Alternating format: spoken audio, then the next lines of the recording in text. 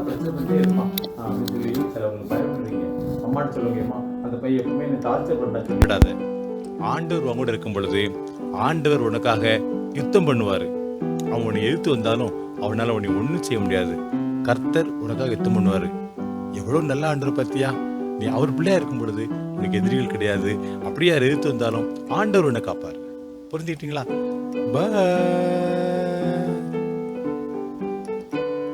நீ உன் சத்துருக்களுக்கு எதிராக யுத்தம் செய்ய புறப்பட்டு போகையில் குதிரைகளையும் ரதங்களையும் உன்னிலும் பெரிய கூட்டமாகிய ஜனங்களையும் கண்டால் அவர்களுக்கு பயப்படாயாக. உன்னை எகிப்து தேசத்திலிருந்து புறப்பட பண்ணின உன் தேவனாகிய கர்த்தர் உன்னோடே இருக்கிறார்.